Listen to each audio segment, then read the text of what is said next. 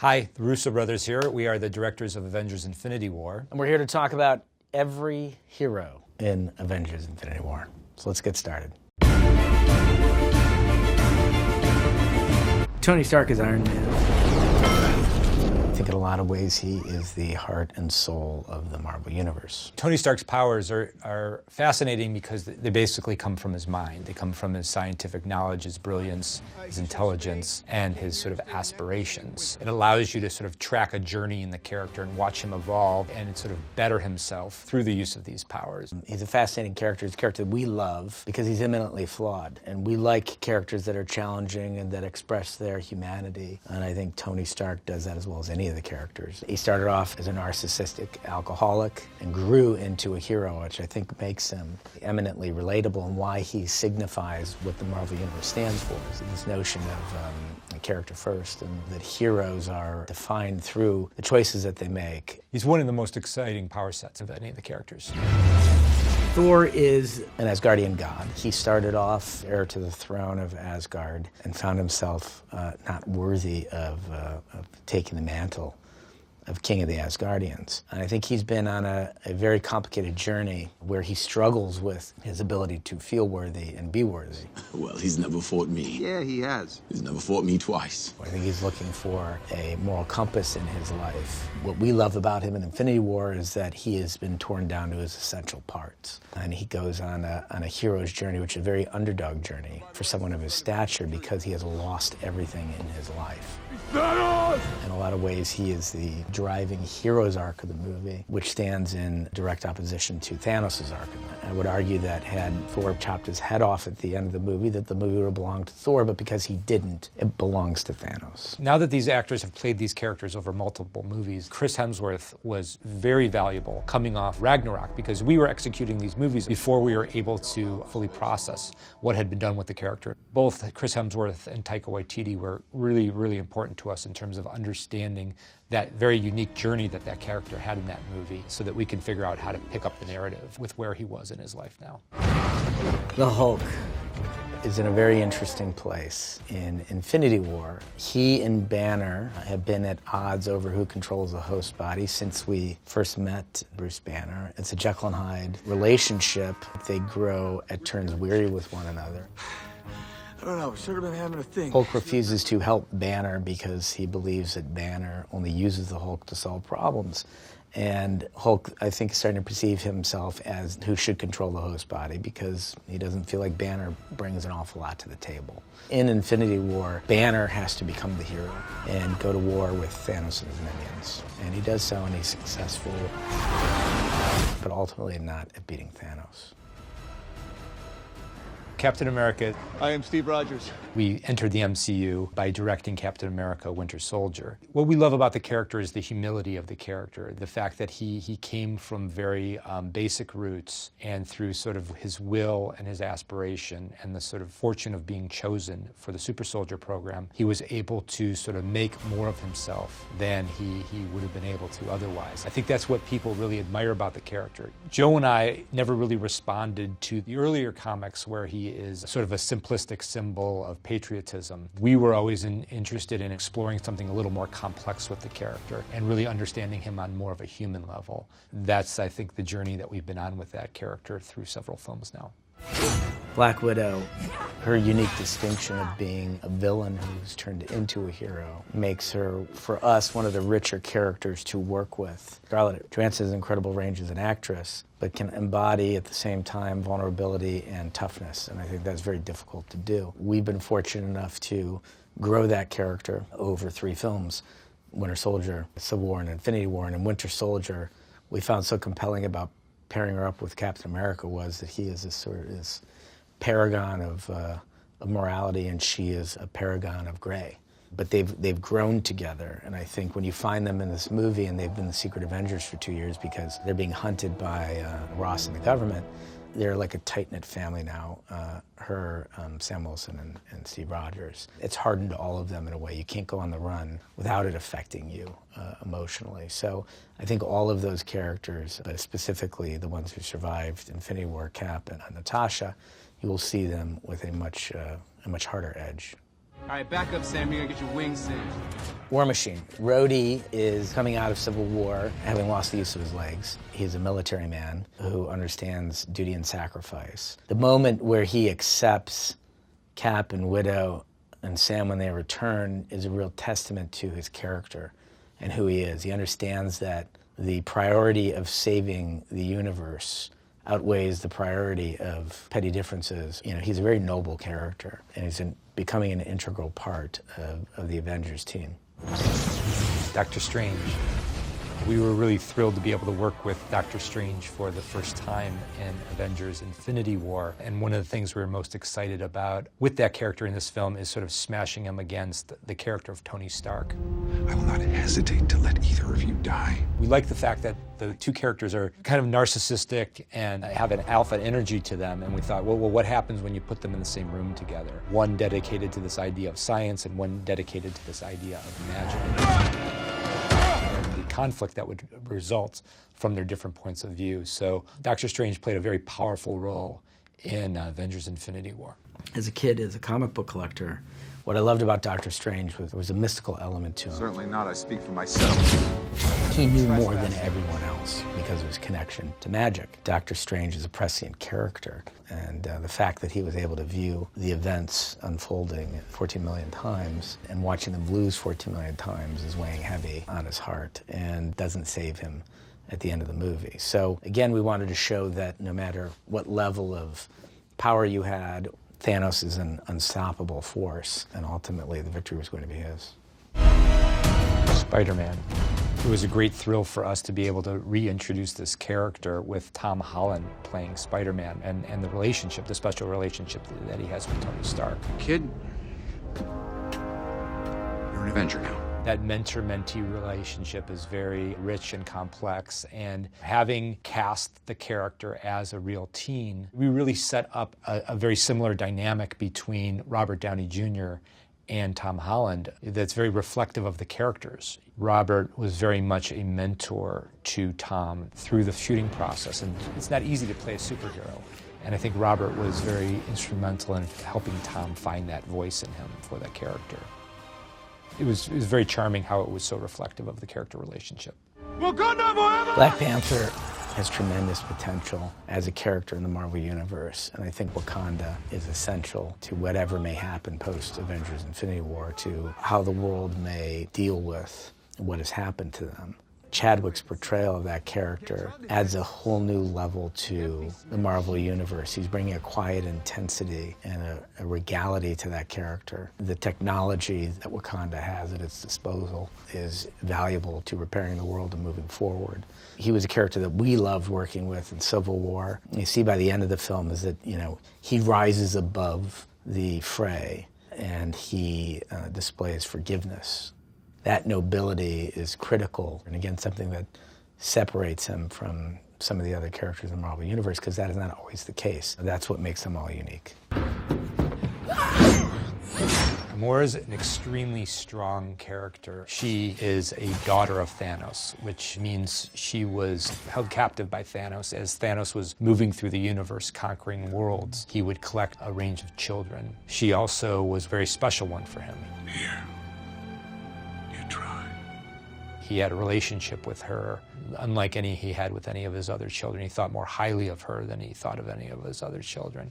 And it's sort of her struggle to find her own identity and realize how to push back against Thanos is a big part of her journey. That journey is shared with her sister Nebula. Like Gamora, Nebula is a child of Thanos, not a literal child, but she has also been collected by him. And while Nebula also finds a way to finally liberate herself from and oppose her father, she comes to that part of her journey a little more slowly than Gamora does, and there remains a lot of tension between the two characters revolving around the two arcs that they have to go through. In the end, they end up both standing against Thanos and standing together with one another. I, Loki, Prince of Asgard. Loki, god of mischief, he is Thor's brother, is another character who began his journey as a villain, and I think finally shows his true colors in Infinity War when he makes an attempt to murder Thanos to save his own brother, to tragic consequences.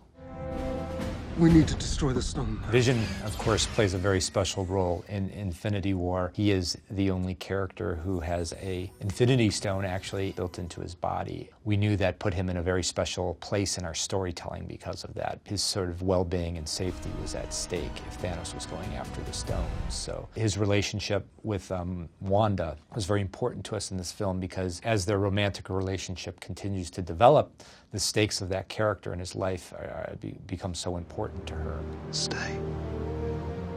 Stay with me. One of the most tragic moments of the movie, and one of our favorite moments of the movie, of course, is when she has to take his life in order to stop Thanos from getting the stone, and by destroying the stone that's in his head. It's time. No. And to watch those two characters approach that moment in the way that they did, really one of the most inspiring parts of the story for us. Paul Bettany has always said he thinks about Vision as his primary motivation is just someone who's seeking to understand humanity. And I think that in that final gesture, Vision really achieved full humanity. Scarlet Witch, like Black Widow, had a complicated history. If you start off as a villain, it's usually, you're motivated by self-interest. And what's so compelling about her is that she has become one of the most characters that are readily to display empathy and love towards someone else. Her love story with Vision was really the essential core of the film. And the real tragedy of Infinity War was, as they were cementing their relationship with one another, this external force injected itself, forced her to make an incredibly difficult decision. As a hero, could you kill someone you love in order to save the universe? And it was doubly tragic, too, because of her history, her character history of having lost her brother. Certainly one of the more tragic and also, in some ways, inspiring parts of the story for us. Sam Wilson, Falcon, like Rhodey and T'Challa, understands how to put the common good ahead of any self-interest. He was a military hero, came out of a secret program of the Falcon Project. His superpowers, quote unquote, come from his heart and his soul. That makes him distinctive. Winter Soldier, the journey that Bucky Barnes has gone on from being Cap's best friend, being captured by Hydra, and then sort of experimented on by Hydra and turned into the Winter Soldier. That was the heart of the conflict of Captain America Winter Soldier for Joe and I, was the idea that Cap was in a situation where he had to fight his best friend, and this sort of dedication to reaching that friend that he still believed was inside the Winter Soldier was sort of the heart of the film for us. We get away with a lot of darkness in that character because of the fact that he is mind-controlled, even more so than other characters who have sort of villainous pasts like Scarlet Witch or Black Widow. This character, we can push that villainy even further. That's part of what makes the character both dangerous and fun. Forefathers, let the dark magic flow through me one last. Heimdall was the all-seeing, all-knowing gatekeeper for Asgard. At the beginning of Infinity War, sacrifices his life to send the Hulk to Earth so that Bruce Banner can warn everyone there about the threat of Thanos. Okoye is the head of the Dora Milaje, tasked with protecting the King of Wakanda, Black Panther, and she takes her job very, very seriously, and it comes to the ultimate test in Avengers Infinity War. And he killed everyone anyway. Eitri the dwarf is a part of a very special race of beings who are weapons makers, and they have served the Asgardian kings for many millennia. A king's weapon. He has skills and tools that create weapons that are like Thor's hammer, like his axe in this film, that magical. No one else can make. Yeah, like he can imbue them with the power of the Bifrost. So, his skill set is revered. Big bangs and 6 elemental crystals. Wong is a great magician who complements Doctor Strange as a protector of the Sanctorum and the mystic arts. He and Strange have a competitive and combative relationship. And I think that that's what makes them special, is that they are better as a team than they are individually. Kick names, take ass. Mantis. one of the most fun members of the Guardians of the Galaxy. She's a newer member. She has very special skills that can reach people on emotional levels and mentally. She plays a very pivotal role in our Avengers plan to take down Thanos in the climax of the film. Things go awry nonetheless, but she's certainly a source of great fun. I've mastered the ability of standing so incredibly still that I've become invisible to the eye. Drax the Destroyer, he is born of tragic circumstances. His family was murdered by Thanos' minions, part of Thanos' calling of the universe. Prior to obtaining the stones, Thanos would go planet by planet, destroy half the population of each planet indiscriminately. He is a character seeking revenge for his family, but his oddity creates a really interesting tonal character that is at times tragic and at other times hilarious. Groot, because of most people's inability to understand him, I think he's a very spiritual character. Also because he's elemental, you know, he's a tree. He's a very powerful character. His heart as well is something that carries him as a hero. It was illustrated in the first Guardians when he made that sacrifice. And in this film, even though he's regressed and is going through his adolescence again, which has a tendency to make you a little self-interested and a little internal, he does at the moment when he's needed make the right choice and offers up his arm to complete the weapon that can bring about the end of Thanos. How much for the gun? Not for sale. Okay, how much for the arm? Rocket is a favorite of many people. Oh, I'll get that arm. And he keeps himself very distanced on an emotional level from other characters, and that makes him very tough to crack and very tough to even get along with sometimes. But that's part of the fun of the character, is figuring out ways where he can emotionally connect with someone. And that was a favorite storyline of ours in this film, in Infinity War, that special relationship that he develops with Thor. Seeing Thor suffer like he's come to suffer. The fact that he's lost everything and everyone finally kind of cracks Rocket. I think there's also a little bit of self-interest in there. He knows that if Thor doesn't sort of get focused and do the job he's supposed to do, they may all die at the hands of Thanos. Nonetheless, they do form a very special relationship in this movie. Star-Lord, incredibly human character. He grew up under extreme circumstances, captured by space pirates, raised by pirates, taken away from his mother who was dying of cancer at a very early age. I think it's made him a bit of a rogue. I like your plan, except it sucks, so let me do the plan, and that way it might be really good. Star-Lord is someone that we relate to greatly. His superpowers are his wits, his passion, and his strength of character. Again, he's not somebody who's been endowed with superpowers outside of his heritage with his father, but this idea that, you know, he relates more to his humanity than he does to this godlike part of himself is what makes him so interesting to us. Shuri is the smartest person in the Marvel Universe. She is the sister of T'Challa, a princess of Wakanda, and she is the brains behind Wakanda's incredibly advanced technology. Ao is a key member of the Dora Milaje. I would say Okoye's right hand. She is charged with protecting Shuri in the lab to keep her safe while Shuri tries to remove the stone from Vision. And she had a very memorable but brief showdown with Black Widow in Captain America Civil War. Move, or you will be moved. Nick Fury makes a very brief and unfortunate appearance in Avengers Infinity War, but none of the Avengers are here without Nick Fury. He is the lifeblood of the Avengers program and the reason that the world even had the Avengers in the first place. Maria Hill is a S.H.I.E.L.D. agent. She has worked very closely with Nick Fury. Also has a brief but unfortunate appearance in Infinity War with Nick Fury. I'm like, I can't believe how many characters are in this movie. We're the Russo brothers. Thanks, Wired fans, for watching. We hope you learned a lot. Thanks.